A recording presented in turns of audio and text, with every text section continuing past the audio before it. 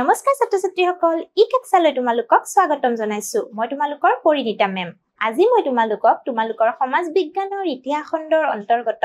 3 number পাঠটি মধ্যযুগৰ অসমীয়া সমাজ এই পাঠটিৰ 7 নম্বৰ অংশটো অৰ্থাৎ প্ৰশ্ন উত্তৰ শিতান তোমালোকৰ লগত আলোচনা কৰিম এতিয়া আহাচোন আৰম্ভ কৰো প্ৰথম প্ৰশ্নটো চোৱা চমু উত্তৰ লিখিব দিছে আহোমসকলৰ পাইক প্ৰথা অৰ্থাৎ আহোমসকলৰ পাইক প্ৰথাৰ বিষয়ে লিখিব দিছে চোৱাচোন আহোমসকলৰ ৰাজত্ব কালত 15 বছৰৰ পৰা 50 বছৰলৈ সকলো সক্ষম পুৰুষক একোজন পাইক বুলি কোৱা হৈছিল অৰ্থাৎ আহোমসকলে যেতিয়া শাসন কৰিছিল তেতিয়া 50 বছৰলৈকে অৰ্থাৎ 15ৰ পৰা 50 বছৰলৈকে যিসকল সক্ষম ব্যক্তি তেওঁলোকক কি বুলি কোৱা হৈছিল পাইক বুলি কোৱা হৈছিল 3 বা 4 জন পাইক মিলি একোটা গোট হৈছিল আৰু প্ৰতি গোটৰ একোজন পাইকে ৰজা ঘৰত শ্ৰমদান কৰিব লাগিছিল আৰু পাইক কেনেকুৱাকে হৈছিল 3 বা 4 জন গোট লগ লাগি অৰ্থাৎ 3 বা 4 জন মানুহ লগ লাগি কি হ'ব এটা পাইকৰ গোট হ'ব ঠিক আছে আৰু সেই গোটৰ পৰা কি কৰিব লাগে এজনে গৈ ৰজাৰ ঘৰত শ্ৰমদান কৰিব লাগে অৰ্থাৎ ৰজাৰ ঘৰত কাম কৰিব লাগে ৰজাৰ ঘৰলৈ যোৱা পাইকজনৰ কামসমূহ গোটৰ অন্যান্য পাইকসকলে ভগাই লৈছিল অৰ্থাৎ ৰজাৰ ঘৰলৈ যে পাইকজন যায় তেওঁৰ যিবিলাক কাম সেই কামবোৰ কি কৰিছিল গোটৰ আন পাইক বিলাকে কি কৰিছিল ভগাই লৈছিল নিজৰ মাজত অৰ্থাৎ পাইক প্ৰথাটো কেনেকুৱা আছিল যিসকল ৰাজ্যত থকা সক্ষম পুৰুষ 15ৰ পৰা 50 বছৰলৈকে তেওঁলোকে কি কৰিব লাগিব 3 বা 4 জনৰ এটা দল বনাই তেওঁলোকে কি কৰে কাম কৰে ঠিক আছে সেই গোটটোৰ পৰা কি হয় এজন পাইক ৰজাৰ ঘৰলৈ কাম কৰিবলৈ যায় আৰু সেই যে পাইকজন ৰজাৰ ঘৰলৈ কাম কৰিব যাব তেওঁৰ কামখিনি কোনে কৰি দিয়ে তেওঁৰ গোটৰ থকা অন্যান্য সদস্যবিলাকে কৰি দিয়ে ঠিক আছে তাৰ পিছত চোৱা স্বৰ্গদেউ গৌৰীনাথ সিংহৰ আগলৈ আহোম ৰাজ্যত যেহেতু কোনো স্থায়ী সৈন্য বাহিনী নাছিল সেয়েহে পাইকসকলে যুদ্ধৰ সময়ত সৈনিকৰ কামো কৰিব লাগিছিল অৰ্থাৎ গৌৰী সিংহৰ দিনৰ আগলৈকে কি আছিল স্থায়ী সৈন্য বাহিনী নাছিল আৰু সেই কাৰণে পাইকসকলে কি কৰিব লাগিছিল যুদ্ধৰ সময়ত সৈন্যৰ কামো কৰিব লাগিছিল অৰ্থাৎ তেওঁলোক সৈন্যও হ'ব লাগিছিল বুজি পাইছা এতিয়া চোৱা পিছৰটো প্ৰশ্ন কি কাৰণে আহোমসকলে প্ৰচা প্ৰথা প্ৰৱৰ্তন কৰিছিল প্ৰচা প্ৰথা যে প্ৰৱৰ্তন কৰিছিল কি কাৰণে কৰিছিল উত্তৰটো চোৱা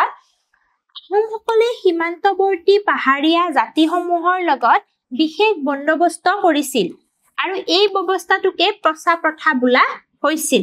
পাহাৰৰ দাঁতিত থকা আহোম প্ৰজাবোৰক পৰ্বতীয়া জনজাতিসকলে আক্ৰমণৰ পৰা ৰক্ষা কৰাৰ এই প্ৰথাৰ উদ্দেশ্য আছিল অৰ্থাৎ প্ৰচা প্ৰথাটো কি আছিল পৰ্বতীয়া জনজাতিসকলৰ লগত কৰা এটা চুক্তি আছিল ঠিক আছে আৰু এই চুক্তি মতে কি হৈছিল এই যে পাহাৰৰ দাঁতিত আহোম প্ৰজাবিলাক আছিল এই প্ৰজাবিলাকক কি কৰিছিল পৰ্বতীয় জনজাতিবিলাকে আক্ৰমণ কৰিছিল যাতে আক্ৰমণ নকৰে তাৰ কাৰণে কি কৰিছিল আহোম ৰজাসকলে কি কৰিছিল পৰ্বতীয় জনজাতিবিলাকৰ লগত এক বিশেষ বন্দোবস্ত কৰিছিল ঠিক আছে আৰু এই বিশেষ বন্দোবস্তটোকে কি বুলি কোৱা হয় প্ৰচা প্ৰথা বুলি কোৱা হয় অৰ্থাৎ ইয়াৰ উদ্দেশ্য কি আছিল যাতে পৰ্বতৰ দাঁতিত থকা আহোম প্ৰজাবিলাকক এই পৰ্বতীয়া জনজাতিবিলাকে কোনো ধৰণৰ ক্ষতি কৰিব নোৱাৰে বুজিলা তাৰ পিছত চোৱা মধ্যযুগত অসমীয়া সমাজত নাৰীৰ ভূমিকা কেনে আছিল অৰ্থাৎ নাৰীৰ স্থান কি আছিল মধ্যযুগত উত্তৰটো চোৱা মধ্যযুগৰ সামাজিক দৃষ্টিভংগী আছিল যথেষ্ট উদাৰ আহোম কছাৰী কোচ আদি সকলো জাতি জনজাতিৰ লোকসকলে নিজ ৰাজ্যত স্বাধীনভাৱে বসবাস কৰিছিল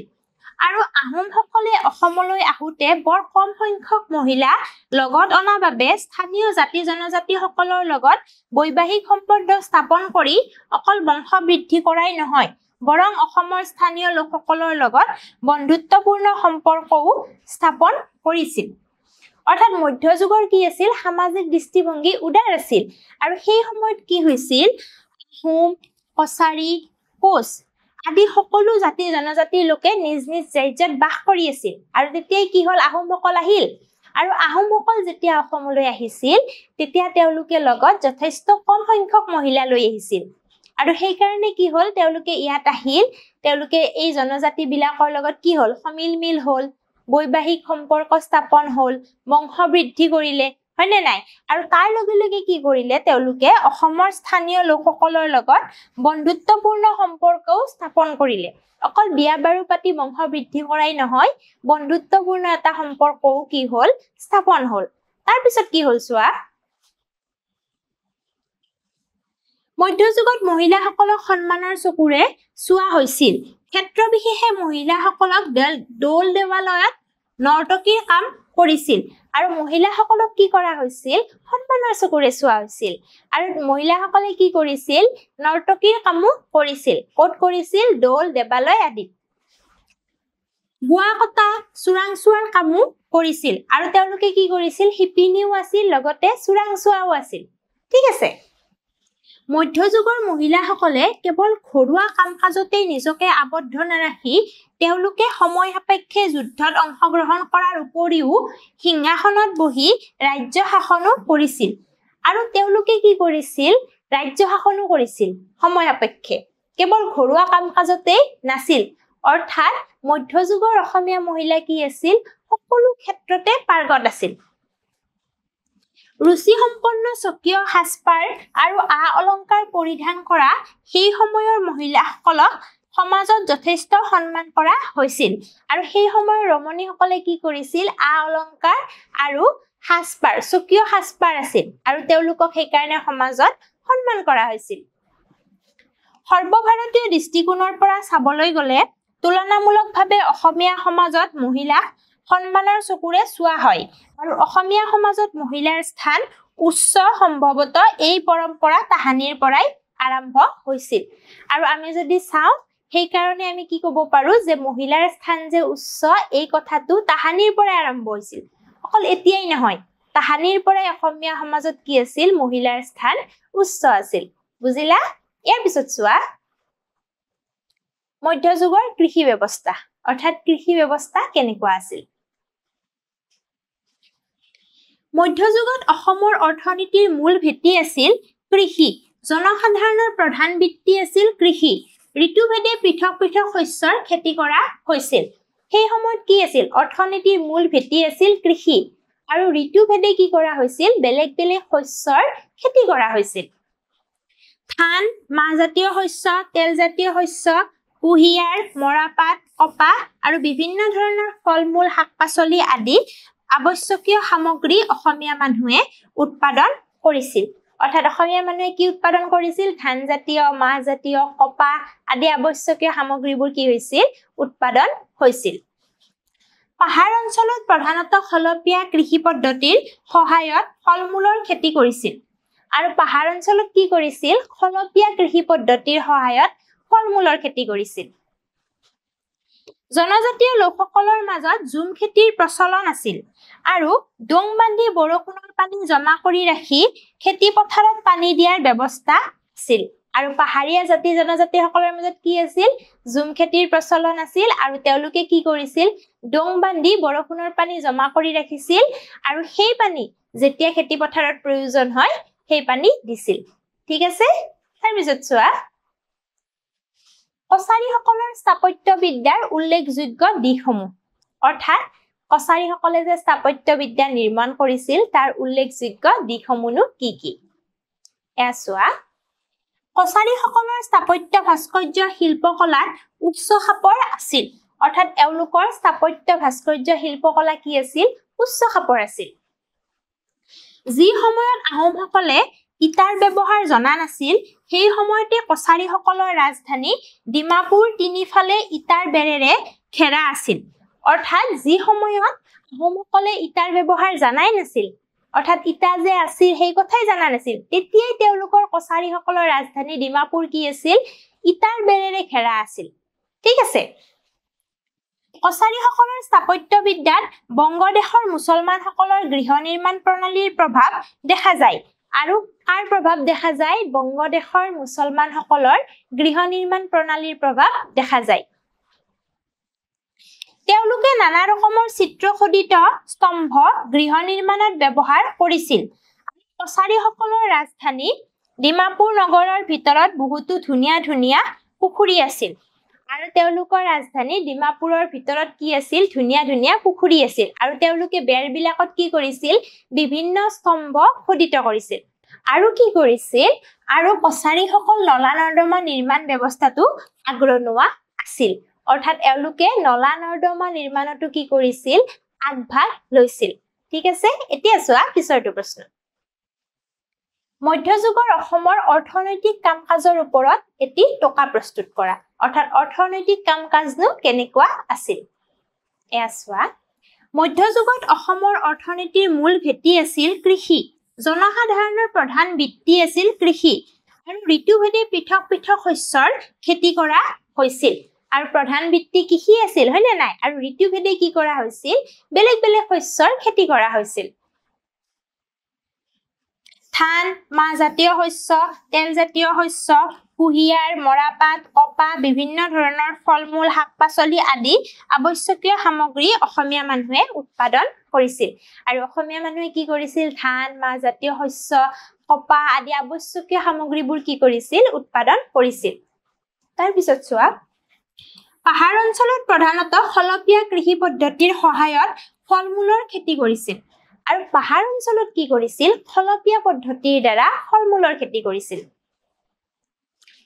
জনজাতীয় লোকসকলৰ মাজত ঝুম খেতিৰ প্ৰচলন আছিল আৰু কৃষকে খেতিৰ মাটিৰ বাবদ ৰজাক কৰ সোধাব লাগিছিল আৰু জনজাতীয় লোকসকলৰ মাজত কি হৈছিল ঝুম খেতিৰ প্ৰচলন আছিল আৰু কৃষকে কি কৰিব লাগিছিল খেতিৰ মাটিৰ বাবদ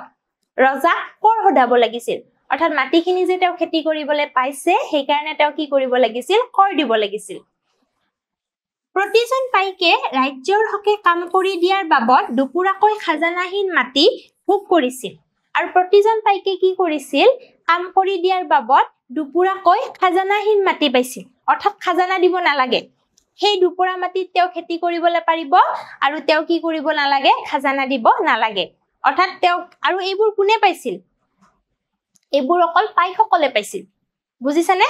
পাইকসকলে যে ৰজাৰ ঘৰত কাম কৰি দিছিল তাৰ কাৰণে তেওঁলোকে কি পাইছিল দুপুৰাকৈ খাজানাহীন মাটি পাইছিল বুজিলা তাৰ পিছত চোৱা মধ্যযুগত অসমখন ক্ষুদ্ৰ আৰু কুটিৰ শিল্পৰ ক্ষেত্ৰত যথেষ্ট আগবঢ়া আছিল আৰু ক্ষুদ্ৰ আৰু কুটিৰ শিল্পৰ ক্ষেত্ৰত কি আছিল যথেষ্ট আগবঢ়া আছিল সেই সময়ত প্ৰতিটো পৰিয়ালৰ ঘৰতেই তাঁতশাল আছিল আৰু কামৰূপ কমতাৰ কোনো কোনো অঞ্চলত পুৰুষ মহিলা উভয়ে পেছাদাৰী শিপিনী আছিল আৰু সেই সময়ত কি আছিল সকলোৰে ঘৰত তাঁতশাল আছিল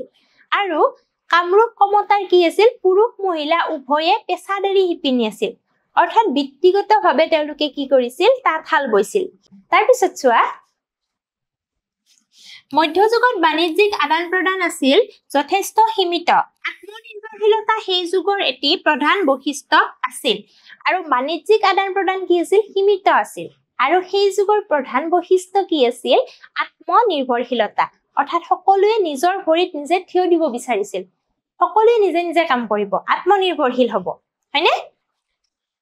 আনৰ পৰা বস্তু অনা বা আনক বস্তু দিয়াটো বিশেষভাৱে পৰিলক্ষিত নহৈছিল আহোমসকলে ওচৰ চুবুৰীয়া জনজাতিসকলৰ লগত বাণিজ্যিক সম্পৰ্ক স্থাপন কৰিছিল আৰু কি হৈছিল আনৰ পৰা বস্তু নানেও আৰু আনক নিদিয়েও ঠিক আছে আৰু আহোমসকলে কি কৰিছিল ওচৰ চুবুৰীয়া জাতি জনজাতিৰ লগত বাণিজ্যিক সম্পৰ্ক স্থাপন কৰিছিল কোচ ৰজাসকলৰ দিনত ব্যৱসায় বাণিজ্যই যথেষ্ট প্ৰসাৰ লাভ কৰিছিল আৰু কোচ ৰজাসকলে যেতিয়া ৰাজত্ব কৰিছিল তেতিয়া কি হৈছিল ব্যৱসায় বাণিজ্যই প্ৰসাৰতা লাভ কৰিছিল ৰজাসকলে ৰাস্তা পদূলি নিৰ্মাণ মুদ্ৰাৰ প্ৰচলন ইত্যাদিত গুৰুত্ব দিছিল মধ্যযুগৰ আদিতে বিনিময় প্ৰথাৰে ব্যৱসায় বাণিজ্য চলিছিল যদিও পিছলৈ মুদ্ৰাৰ প্ৰচলন হৈছিল আৰু আদিতে কি হৈছিল বিনিময় প্ৰথা চলিছিল হয়নে নাই মধ্যযুগৰ আদিতে বিনিময় প্ৰথাৰে কি হৈছিল ব্যৱসায় বাণিজ্য চলিছিল কিন্তু পিছলৈ কি হল মুদ্ৰাৰো প্ৰচলন হল বুজি পালা নিশ্চয় আজিলৈ ইমানতে এৰিছো পৰৱৰ্তী শ্ৰেণীত পৰৱৰ্তী অংশৰ সৈতে আকৌ লগ পাম ধন্যবাদ